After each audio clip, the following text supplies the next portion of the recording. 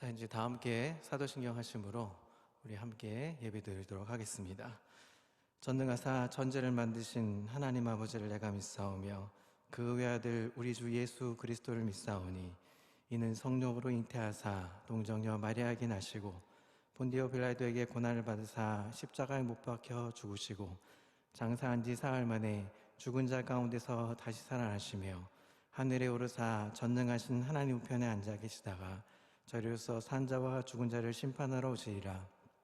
성령을 믿사오며 거룩한 공예와 성도가 서로 교통하는 것과 죄를 사하여 주시는 것과 몸이 다시 사는 것과 영원히 사는 것을 믿사옵나이다. 아멘. 찬송가 300장, 우리 300장 함께 찬송 드리겠습니다. 내 맘이 낙심되며 근심에 눌릴 때 주께서 내게 오사 위로해 주시네. 가는 길 캄캄하고 괴로움 많으나 주께서 함께하며 내 짐을 지시네. 그네가 내게 족하네. 그네가 족하네.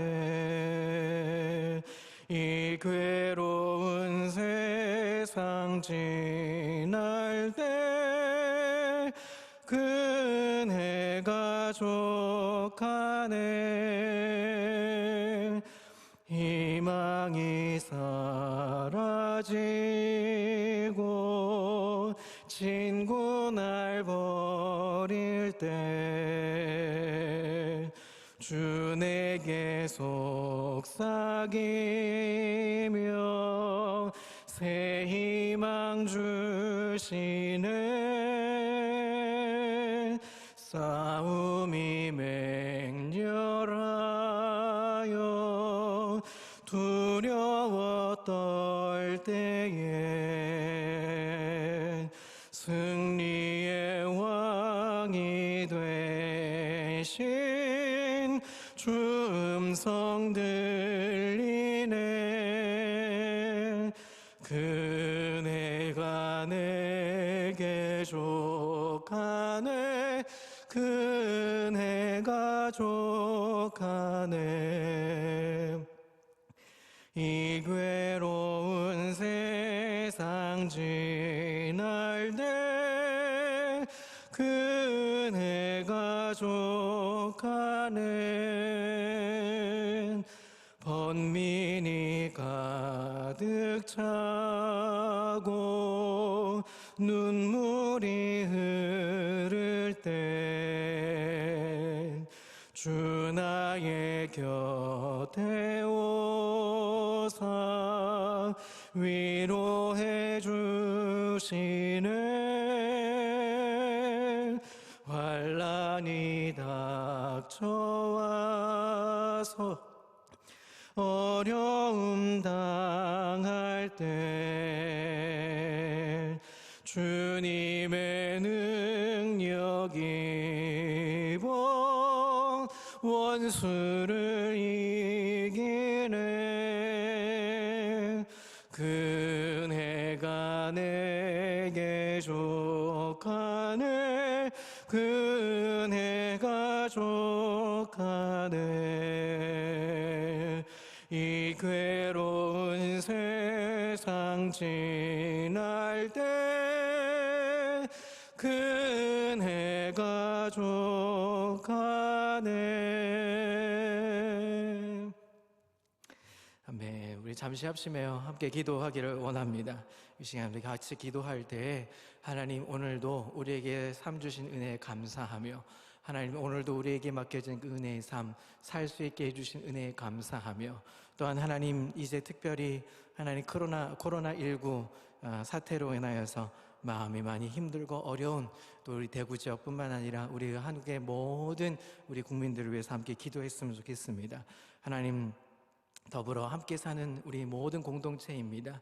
우리 믿든 믿지 않던 하나님 모든 우리 국민들이 하나님 정서적으로 안정되게 도와주시고 불안은 떨쳐버리게 도와주시고 특별히 하나님 또 고통당하는 우리 국민들에게 하나님의 위로와 평강이 있게 도와주시고 하루빨리 코로나19가 사태가 진정되고 안정되어 치료제도 개발되고 모든 국민들이 안정될 수 있도록 또 우리뿐만 아니라 전 세계 모든 나라가 안정될 수 있도록 주여 인도해 달라고 우리 잠시 기도의 자리로 나아가면 좋겠습니다. 함께 기도하겠습니다. 하나님 감사합니다. 우리 주신 은혜 감사하며 하나님 앞에 나아갑니다. 주께서 은혜 주신 은혜를 말미암아 기뻐하며 나아갈 수 있는 우리 모두가 되게 도와주시고 하나님 그 은혜를 누릴 수 있는 우리 모두가 되게 인도해 주옵소서. 특별히 하나님 코로나19를 통하여서 하나님 아버지 하나님 많이 힘들고 어려운 하나님 우리 국민들을 돌아봅니다.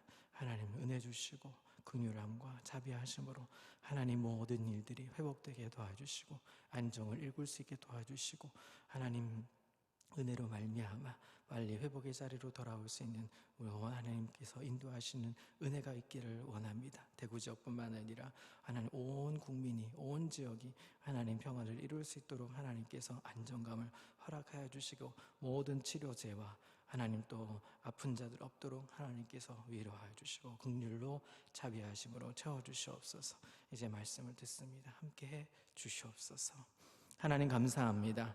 우리에게 맡겨진 은혜의 삶을 살게 해주신 은혜 감사하며 특별히 하나님 코로나19 사태로 하나님 앞에 온전하게 예배드리는 것 힘들고 하나님 기도의 자리로 나아가는 것조차도 어려운 시대입니다. 하나님 이럴 때일수록 우리가 마음을 집중하여 하나님께 더 가까이 갈 수 있는 우리 개인의 영성의 신앙인이 될 수 있도록 도와주시며 특별히 코로나19 사태가 많이 힘들고 어렵고 복잡합니다. 이 나라를 하나님 긍휼과 자비하심으로 하나님 불쌍히 여겨주셔서 하나님 하루속히 안정되고 회복의 자리로 나갈 수 있도록 하나님께서 도와주시며 하나님 온 국민이 하나님 이로 인해서 불안을 떨쳐버리고 하나님 하루빨리 평안한 자리로 다시 한번 돌아설 수 있는 은혜의 자리가 되게 인도해 주시옵소서. 우리나라뿐만 아니라 온 세계 나라 곳곳에 하나님 이 코로나19 사태로 많이 힘들고 고통당하고 있습니다. 하나님께서 이 사태가 왜 이렇게 일어나는지 우리는 알 수 없사오나 하나님의 은혜와 긍휼과 자비하심으로 이 사태의 국면을 하나님 치료해 주시고 하나님 왜 이렇게 일어났는지 우리가 분별하며 하나님 나갈 수 있는 신앙인이 될 수 있도록 아버지 인도해 주옵소서. 이제 말씀을 듣고자 합니다. 보고 듣고 귀로 듣고 하나님 앞에 눈을 들어 하나님을 바라볼 수 있는 시간이 되게 인도해 주옵소서. 감사드리며 예수 그리스도의 이름으로 기도합니다. 아멘. 이제 하나님 주신 말씀을 보도록 하겠습니다. 마가복음 16장 1절부터 8절까지의 말씀입니다. 마가복음 16장 1절부터 8절까지의 말씀입니다. 한 절 한 절 함께 보도록 하겠습니다. 안식일이 지남에 막달라 마리아와 야고보의 어머니 마리아와 또 살로메가 가서 예수께 바르기 위하여 향품을 사다 두었다가 안식 후 첫날 매우 일찍이 해 돋을 때에 그 무덤으로 가며 서로 말하되 누가 우리를 위하여 무덤 문에서 돌을 굴려주리오 하더니 눈을 들어 본즉 벌써 돌이 굴려져 있는데 그 돌이 심히 크더라.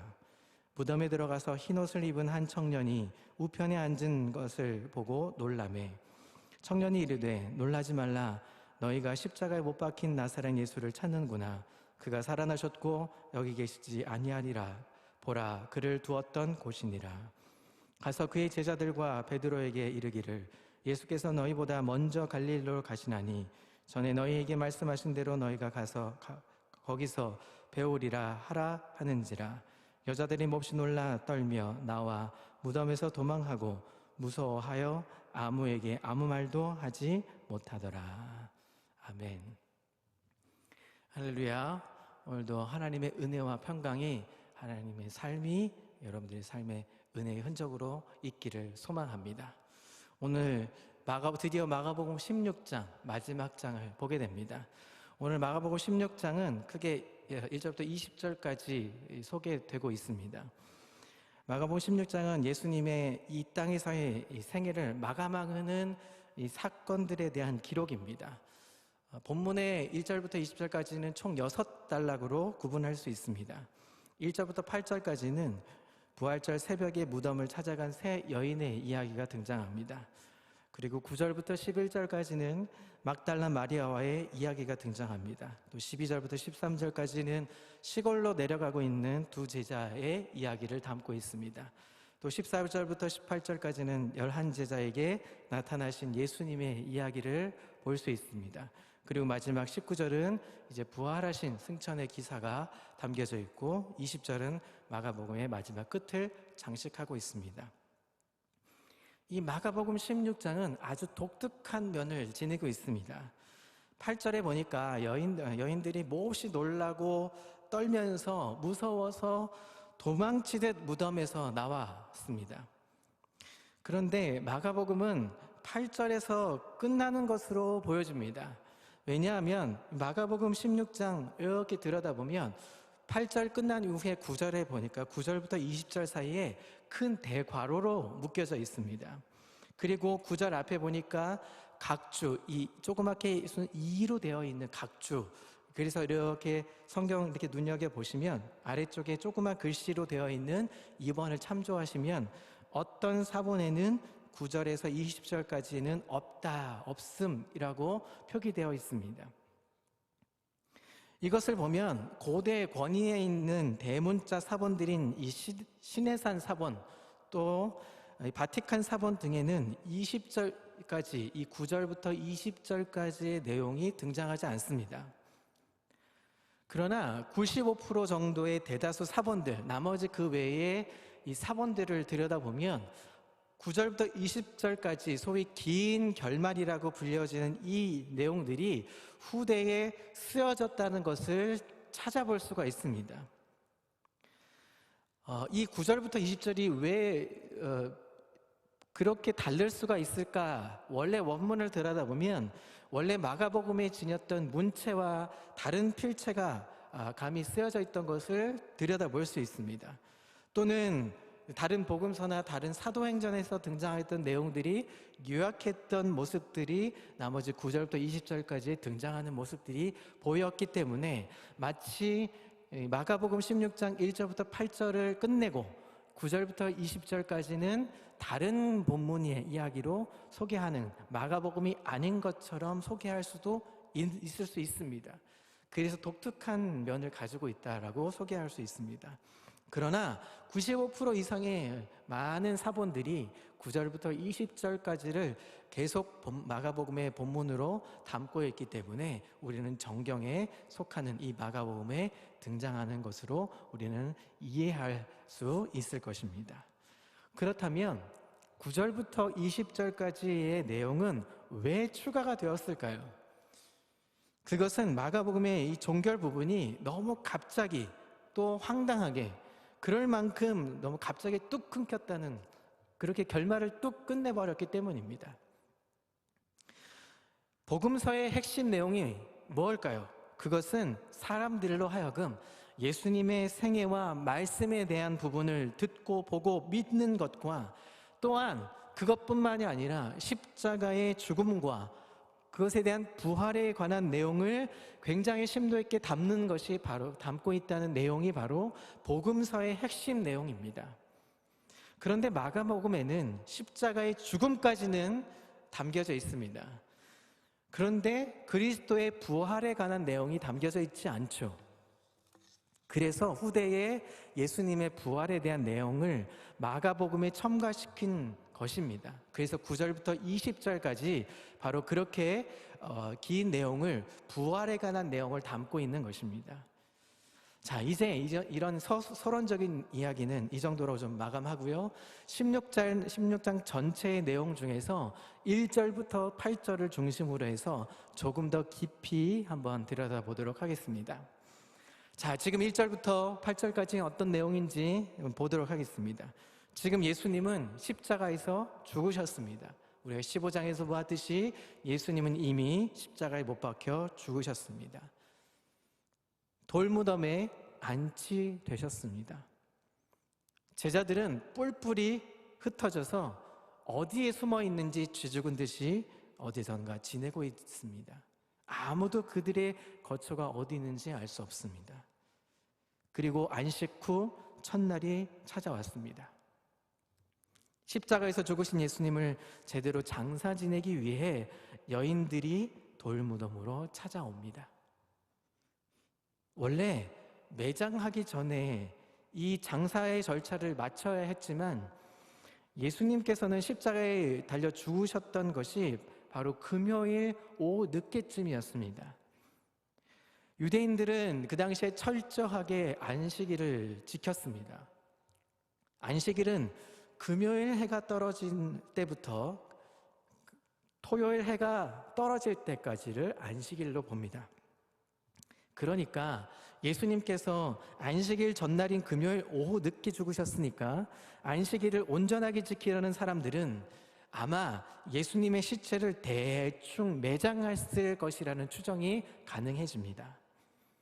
그래서 여인들은 이 예수님의 시체를 씻고 향을 바르고 천으로 감기 위해서 재료들을 다 준비해가지고 안식일 다음 날인 일요일 아침, 주일 아침 일찍부터 서둘러서 돌무덤에 찾아온 것이죠. 그 세 사람, 막달라 마리와 야고보의 어머니 마리아, 또 살로메, 이 세 여인이었습니다. 그런데 장례 물품은 준비했는데 정작 큰 돌무덤을 굴려 그곳에 들어갈 사람은 찾질 못했습니다. 그 남자들이 없었던 것이죠. 그 많던 예수님의 제자들 뿐만 아니라 예수님을 따랐던 사람들, 그들은 온데간데 없었습니다. 이 여인들이 무슨 생각으로 여기까지 왔는지는 알 수 없습니다. 아무튼 그렇게 돌무덤까지 도착해 보니까 큰 이 돌무덤이 옆으로 옮겨져 있던 것을 보았습니다. 그리고 그 안에는 흰옷을 입은 한 청년이 있습니다. 그리고 그를 만났습니다. 그리고 그 청년이 예수님의 부활의 소식을 알립니다. 우리가 여기까지는 너무도 잘 아는 부활의 장면을 소개하고 있습니다. 그런데 오늘 이 16장 1절부터 8절, 아니 16장 전체의 가장 중요한 핵심의 구절이, 눈여겨볼 구절이 하나 등장합니다. 그것은 바로 7절입니다. 자, 7절을 띄워주시죠. 함께 7절을 보도록 하겠습니다.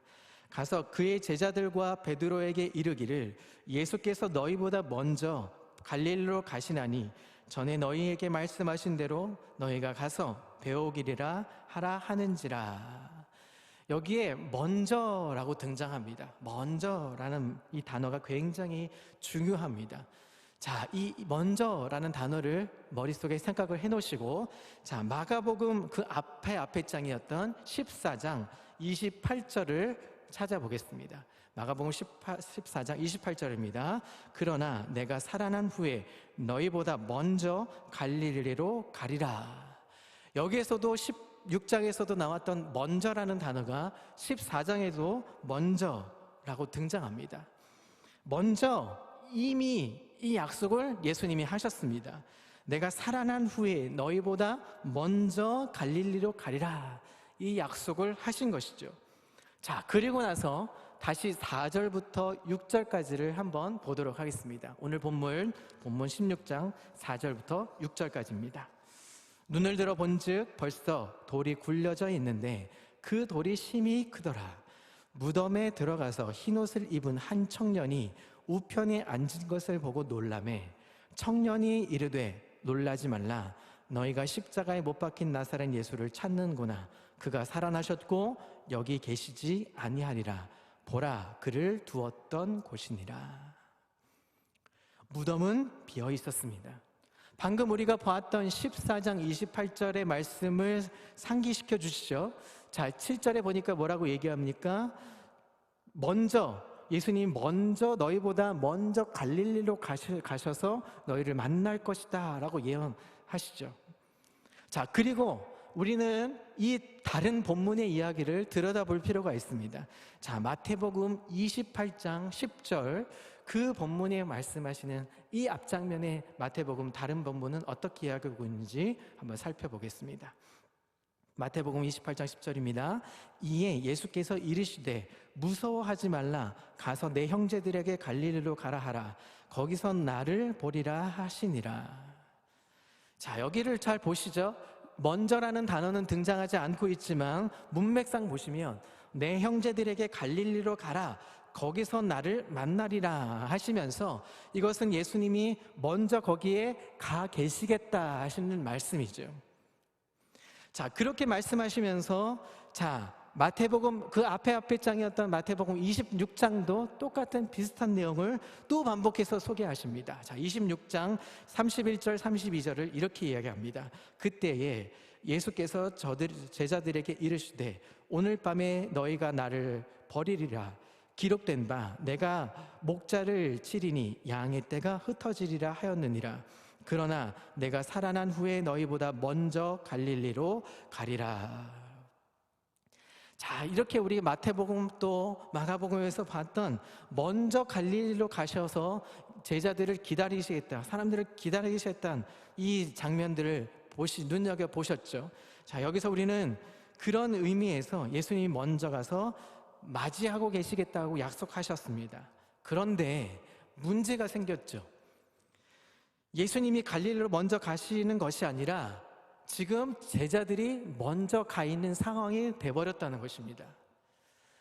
예수님이 항상 먼저 가시겠다고 마태복음 또 마가복음 여러 장면에서 예수님이 장사 지내고 난 이후에, 죽음 이후에, 부활하신 이후에 먼저 그들을 가서 갈릴리에 가서 기다리시겠다고 하셨지만 정작 죽음 이후에 제자들이 먼저 그곳에 갈릴리에 가 있는 것을 볼 수가 있는 것이죠. 그렇다면 여기서 우리가 의문이 생깁니다. 예수님이 약속을 못 지킨 상황이 돼버린 것이죠. 예수님은 실수하셨습니다. 아니, 예수님이 실언하셨습니다. 말이 맞죠. 왜냐하면 예수님이 지금 약속하신 그 약속의 말씀을 어기셨던 것이기 때문입니다. 갈릴리로 먼저 가시겠다고, 살아난 후에 먼저 갈릴리로 가시겠다고 하셨지만 그것을 볼 수 없었던 제자들은 먼저 갈릴리로 도착하고 있었던 상황이었던 것입니다. 그런데 분명 예수님은 부활하셨죠. 예수님은 그 이후에도 제자들에게 엠마오 또 뿐만 아니라 마가의 집에서 2번이나 방문하셔서 그들을 만나셨습니다. 그런 시간에 여유가 있음에도 불구하고 사복음서 내내 신신당부하셨던 말씀은 본인이 약속을 지키겠다고 하셨던 그 약속의 말씀, 먼저 가시겠다고 약속했던 그 말씀은 지키시지 않은 것으로 볼 수가 있는 것이죠. 오히려 가 있는 제자들을 예수님이 뒤늦게 만나러 가신 장면이 소개되는 듯해 보입니다. 순서가, 앞뒤가 바뀐 상황이 된 것이죠. 그렇다면 우리가 앞서서 봤던 여러 장에 걸쳐서 먼저라는 말이 여러 번 걸쳐서 강조하고 부탁하셨던 과연 그 이유가 무엇이었겠습니까? 여기서 말하는 먼저라는 이 말 자체의 뜻을 보면 시간이나 혹은 공간적인 의미를 담는 그런 문제가 아닌 것을 보게 되는 것이죠. 꼭 먼저 갈릴리로 가리라 하는 말씀을 하셨고 제자들에게 하셨던 먼저라는 말씀은 시간적 또는 공간적인 이 선을 넘어서서 그런 개념이 아니라 오히려 우리는 이 갈릴리라는 의미를 정확하게 이해하고 찾아볼 필요가 있습니다. 그런 숙제를 우리가 해결해야만 먼저 가셔서 기다리시면서 제자들을 맞이하시겠다고 하는 이 본문의 7절의 이야기를 설명하고 이해하고 우리가 확인할 수 있게 되는 것이죠. 자, 그래서 우리는 갈릴리를 제대로 이해할 수 있어야 하는 것입니다. 오늘의 핵심 키워드입니다. 갈릴리는 도대체 뭘 말하는 것일까요? 우리는 여러 설교라든지 또 어릴 때부터 들었던 갈릴리 지역에 대한 이야기를 너무 많이 들었습니다. 갈릴리 지역은 어떤 지역입니까? 가난한 동네, 또 불쌍한 동네, 또 가난한 사람들이 굉장히 많이 살고 있고 고난과 멸시가 찾아 들었던 그런 동네로 알고 있습니다. 어촌이기도 하고요. 그 지역에는 가버나움도 있고 또 예수님이 살던 나사렛도 있고 여러 지역이 있었습니다. 그러면 갈릴리라는 의미는 그런 삶을 이야기하는 것일까요? 어떤 삶을 이야기하는 것일까요? 막연한 추측과 해석보다는 성경이 말하는, 성경의 반증이 우리에게 절실히 요구하는 대목이 바로 이 갈릴리 지역일 것입니다. 그래서 이제 남은 시간 갈릴리가 성경 전체에서 어떤 의미를 차지하고 또 어떻게 이해하고 그 이야기가 어떻게 우리가 제대로 이해할 수 있어야 되는지를 조금 더 구체적으로 살펴보도록 하겠습니다. 자, 갈릴리 하면 갈릴리 안에는 여러 동네가 있습니다. 예수님이 주로 많이 기적과 이사를 행하셨던, 사역하셨던 가버나움도 있고요. 그리고 우리가 살펴보게 될 예수님 하면 나사렛 동네가 떠오르시죠. 이 나사렛은 갈릴리 안에 가장 험하고 작은 아주 보잘것없는 동네였습니다. 그리고 또 다른 의미로 구별되어진 동네라는 의미도 또 가질 수 있습니다. 그런데 거기 나사렛에서 무슨 선한 것이 있느냐, 여러 성경에서 이런 곳곳에 증언들이 남기고 있습니다. 나사렛은 그 시대에 가장 주목되지 않고 변방 중에 변방이었고 가난하고 아주 궁색 많는 그런 시골 동네였습니다. 그것이 갈릴리 지역 안에 있었습니다. 그래서 갈릴리로 통칭되는 의미는 가난 혹은 또 멸시, 또 슬픔, 또 저주, 또 어둠, 또 여러 가지 이런 아주 부정적인 의미로 소개되고 있습니다. 갈릴리 지역을 그 당시 사람들은 뭐라고 불렸냐면, 자, 마태복음 4장 14절부터 16절에 이렇게 갈릴리를 소개하고 있습니다. 14절입니다. 이는 선지자 이사야를 통하여 하신 말씀을 이루려 하심이라. 일러스되 스불론 땅과 납달리 땅과 요당 저편 해변 길과 이방인의 길이여. 자, 갈릴리, 이방인의 갈릴리여라고 소개하는 이 이방인의 갈릴리 지역을 소개하고 있고요. 흑암에 16절 흑암에 앉은 백성이 큰 빛을 보았고 사망의 땅과 그늘에 앉은 자들에게 빛이 비추었도다 하였느니라. 갈릴리를 심지어 이방인의 갈릴리라고 불렸습니다. 유대 정통사회에서는 이 저주받은 존재, 표현, 또 상징으로 불려지는 때 이방인이라고 불려집니다. 이 사람들은 흑암에 앉은 백성, 저주받은 백성이라고 불렸습니다.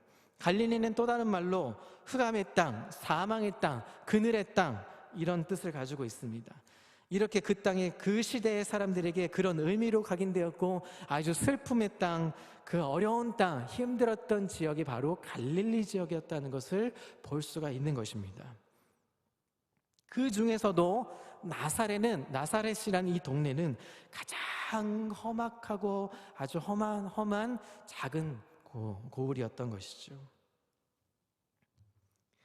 또한 갈릴리에 대한 소개가 마태복음 2장에도 소개가 되어 있습니다. 마태복음 2장 17절부터 23절까지 좀 긴 본문인데, 긴 장인데 이렇게 소개하고 있습니다. 이에 선지자 예레미야를 통하여 말씀하신 바, 라마에서 슬퍼하며 크게 통곡하는 소리가 들리니 라헬이 그 자식을 위하여 애곡하는 곳이라.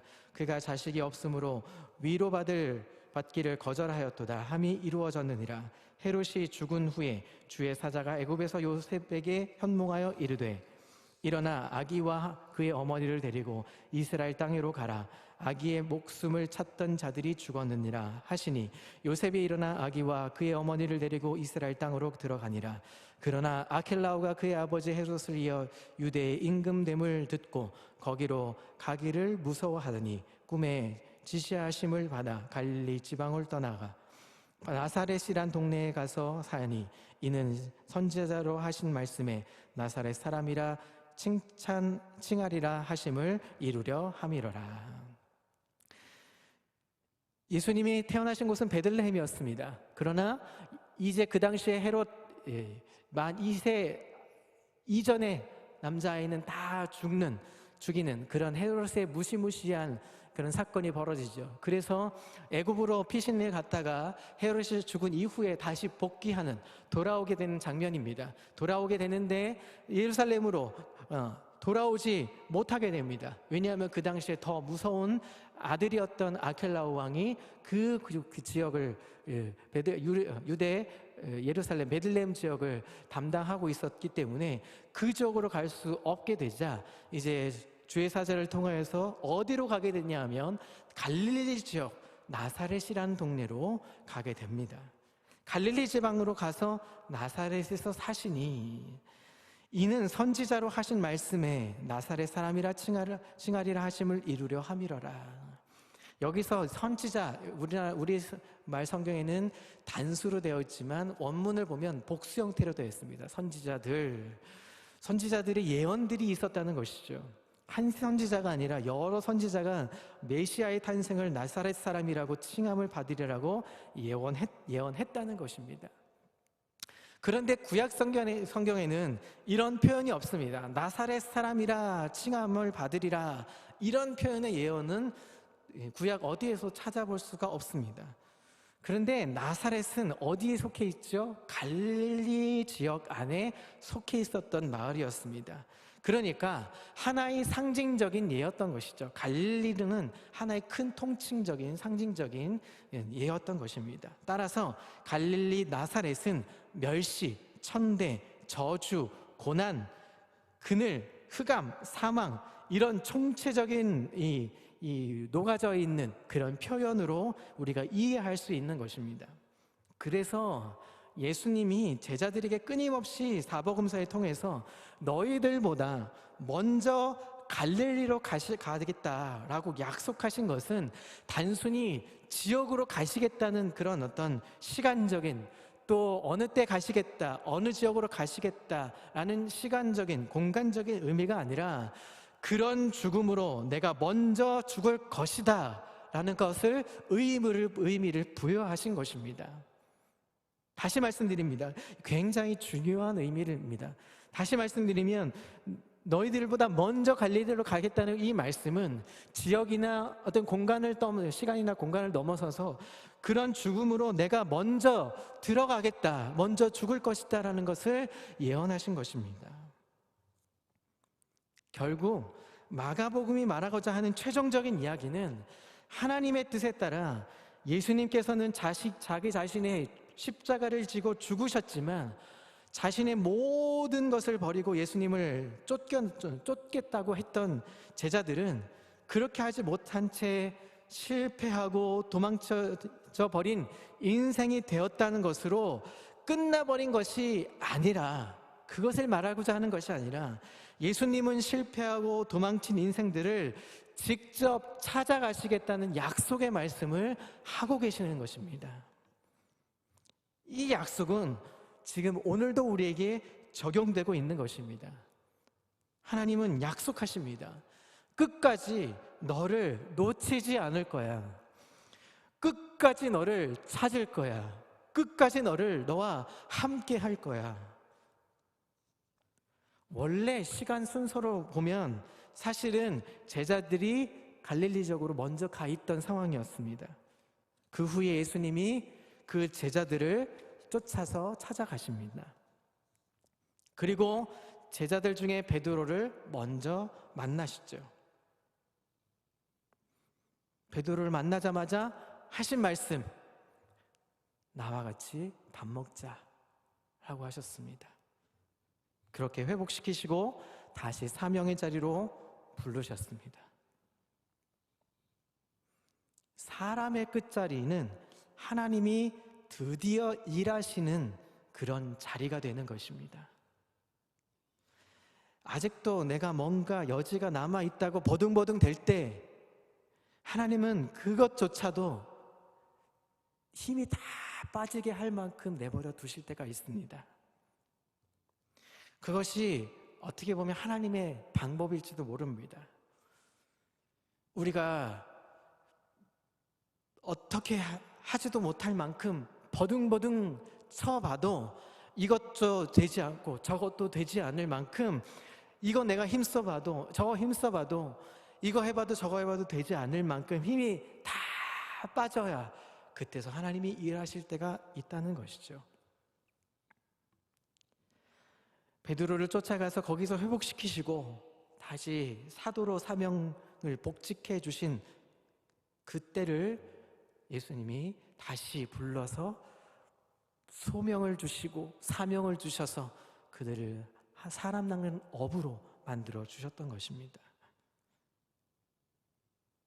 그리고 우리에게 한 번 더 말씀하십니다. 끝까지 너를 포기하지 않고 너를 사랑할 거야. 그래서 예수님이 부활 이후에 발걸음을 보면 제자들을 목자가 마치 양떼를 어느 한 곳으로 이렇게 몰아가는 것처럼 내용이 여러 곳곳에서 등장합니다. 먼저 갈릴리로 가리라. 이 말씀은 목자가 양을 앞서서 인도에 가신다, 이끌어 가신다는 의미로 우리가 이해할 수 있습니다. 그것을 처음으로 실현하신 장소가 바로 십자가의 죽음이었던 것입니다. 본인은, 예수님 당신은 그 로마 제국하에서 처참한 상징적인 장소였던 그 십자가에서 모든 모멸감과 추앙과 분노를 몸소 보여주셨습니다. 그것이 먼저 갈릴리로 갔다, 그 말에 큰 의미가 되는 것입니다. 거기서 예수님이 우리를 보고 만나자 하십니다. 갈릴리에서 만나자. 성도의 삶은 예수님이 앞서가셨던 갈릴리의 길을 우리도 따라가도록 되어 있습니다. 예수님은 그 길로 자꾸 몰아가십니다. 우리의 갈릴리의 길로 몰아가십니다. 제자들이 예수님의 3년 동안 공생의 기간 동안 그렇게 보고 듣고 같이 기사도 이적도 행했던 그 모습들은 온데간데 없고 실패하고 좌절되고 이젠 우리는 끝이야, 우리는 죽을 수밖에 없어 했었을 그 당시에도 예수님은 끝까지 그 몰아가시는 그 순간에도 우리를 놓치지 않고 우리를 사랑하신다는 것을 우리는 갈릴리의 약속으로 계속 보여주고 있다는 것을 여러분 기억하십시오. 그러면서 요한복음 13장 1절에 예수님의 사랑을 이렇게 표현하고 있습니다. 유월절 전에 예수께서 자기가 세상을 떠나 아버지께로 돌아가실 때가 이를 줄 아시고 세상에 있는 자기 사람들을 사랑하실 때 끝까지 사랑하시니라. 여기서 끝까지 사랑하신다는 그 의미는 너무도 가슴 저미는 바다 같은 아버지의 그 사랑을 담겨져 있습니다. 내가 너의 생애 속에 완성할 그림이 다 드러나고 그것이 다 그려지고 다 이룰 때까지 내가 절대 너를 포기하지 않을 거야. 이게 예수 그리스도의 사랑하는 방식이라는 것입니다. 때로는 그것을 만들어가는 과정에서 세상 것을 다 걷어가시기도 하십니다. 다 무너뜨리는 방식을 쓰시기도 합니다. 예수님을 본격적으로 잘 믿기 시작하면서 잘 돼야 되는 것 같아 보이는데 잘 되기는커녕 갖고 있었던 모든 것들이 다 뭉개지고 처참하게 갖고 있는 것들이 다 없어지는 상황도 있을 수 있습니다. 그러나 진정한 믿음은 그 모든 것들이 다 무너지고 사라지고 없어질 때라도 그 믿음을 지킬 때 진정한 믿음을 보여주는 것입니다. 그러면서 한 걸음 한 걸음 뚜벅뚜벅 예수님께로, 하나님께로 나아가는 것이죠. 때로는 어마어마하게 부어주실 때도 있을지도 모릅니다. 잘 되게 하실지도 모릅니다. 그러나 그럴 때 전혀 요동하지 않는 그런 믿음, 그런 용기, 그것이 참된 진정한 믿음일 것입니다. 따라서 가졌냐 안 가졌냐 뭐 그런 것이 믿음의 그런 문제로 믿음이 흔들려서는 안 되는 것입니다. 우리 예수님은 뿔뿔이 흩어진 제자들을 모으실 때 앞으로 온 세상에 그려낼 구원의 큰 그림을 그리시며 먹이시고 회복하셨습니다. 야단치지 않으셨습니다. 그리고 그들을 다시금 모으셔서 그들을 다시금 제자로 부르시고 그들을 사도로 부르시고 그들을 온 천하에 나가서 말씀을 전할 수 있도록 그들을 복귀시키셨던 것입니다. 제자들을 회복시켜 그렇게 순교의 걸음을 감당하게 만드셨던 것처럼 오늘도 힘겹지만 코로나 문제로 여러 가지 상황으로 어렵고 힘들고 또 무섭고 두렵고 좌절될 수 있는 위기와 상황일 수는 있겠지만 결코 포기하지 않으시는 하나님의 손길을 믿고 의지하며 내가 먼저 갈릴리로 가서 너희를 맞이하리라 그 약속의 말씀을 의지하며 오늘도 힘겨운 한 걸음 한 걸음 속에 하나님의 인도하심, 하나님의 이끄심, 하나님의 역사하심을 경험하는 놀라운 믿음의 공동체, 은혜의 공동체 우리 달려갈 수 있기를, 놀라운 은혜를 경험하는 오늘도 그 삶의 여정을 뚜벅뚜벅 걸어가실 수 있기를 그리스도의 이름으로 축복합니다. 함께 기도하겠습니다. 하나님 아버지 감사합니다. 오늘도 우리는 말씀 속에 진정한 믿음을 봅니다. 부활하신 예수님, 그 부활하심 속에 먼저 우리를 부르시고 찾으시는 예수님의 은혜를 봅니다. 하나님, 힘들고 어려운 순간이 온다 할지라도, 하나님 오히려 잘 된다 할지라도 그것과 상관없이 우리의 진정한 믿음, 그 믿음을 보일 수 있는 우리 믿음의 여정이 되게 인도해 주옵소서. 먼저 갈릴리로 가 계시는 예수님을 우리도 만나 배울 수 있는 매일매일의 삶의 여정, 순간순간의 여정 될 수 있도록 아버지여 인도해 주시옵소서. 지금은 우리 구주 예수 그리스도의 놀라운 구원의 은혜와 말로도 할 수 없는 하나님의 극진하신 사랑하심과 성령님의 내주교통 인도하심이 먼저 갈릴리로 가셔서 우리에게 은혜를 주시겠다, 구원을 주시겠다, 너를 사랑한다, 끝까지 너를 지키리라 말씀하시는 그 은혜를 누리기를 소원하는 사랑하는 우리 성도 모든 머리 위에 이제로부터 영원토록 함께 있을지어다. 아멘.